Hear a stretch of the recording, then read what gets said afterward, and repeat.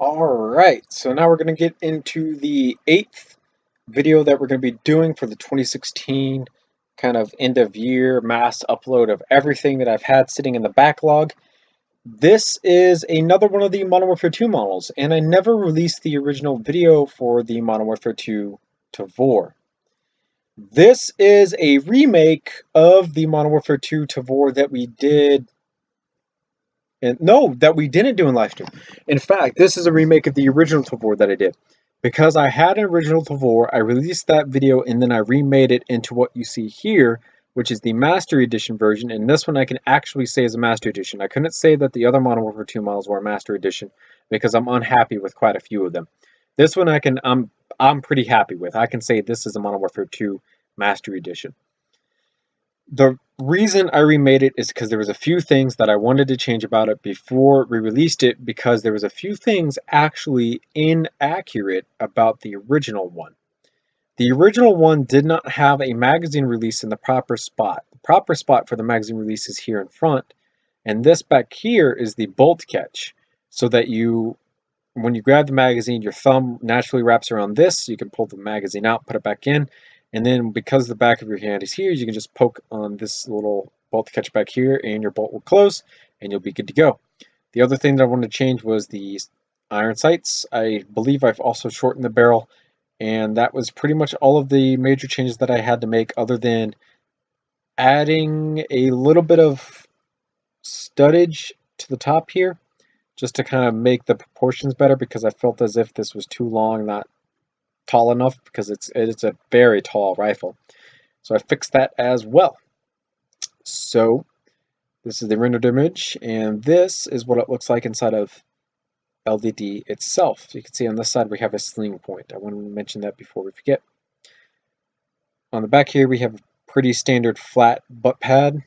On the top we have our curved butt or cheek rest. This whole section here is 4 studs, aside from where it curves out just a little bit more on the edge here. This top section is 6 studs. This here is our bolt catch. It just reaches up, touches the bolt. It gets in the way of the bolt, basically. When you can lock it back, and then you just push on the back end to drop it down. This is the magazine, which is 3 studs wide and has the bullet and top. It just kind of, this portion here is what's supposed to lock into the magazine itself. I obviously forgot to put the lip on it to do so. This here is the brass deflector on this side, and then this is the shell ejection port. Screw detailing through there. This curves into our, what's this called? Our grip and our trigger guard. This is a full-length trigger guard, not the half-length trigger guard that some Tavors have. Standard trigger, and then this is our fire selector. Safe would be rotated down this way, and then it's a 45 degree, I believe, so semi-auto would be 45 degrees, and then full auto would be where it's at right now. It's got the vents in it on either side of it. The handguard has the lined grooves in it, like that. And then our barrel and muzzle brake. It came through, and I believe I've also changed up how the charging handle works. So now it uses this piece here, which locks in there, and you can just charge this back. We have this little bit of vintage going on up here, and of course the integrated front and rear iron sights, which fold so that you can attach accessories like your optic on this side, and then your light and laser on this side. And the original Tavors do not have a rail system on bottom, so there's no place to put a foregrip.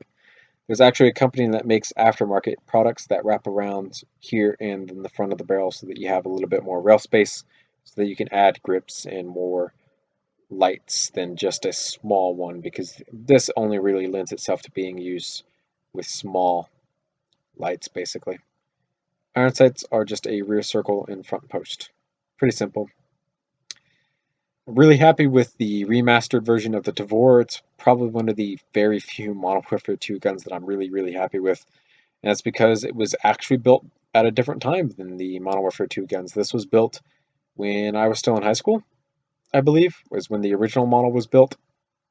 So, yep, that's pretty much it. Remember to follow me on Instagram, Facebook, and Twitter for little updates and posts and different things like that. I'd also like to ask for you to check out my website at bojameister.woodbee.com and my YouTube channel, MrNingaWarrior, which is where most of you will be to see this video. And remember to comment, rate, and subscribe for more videos similar to this one. See you guys later in another YouTube video.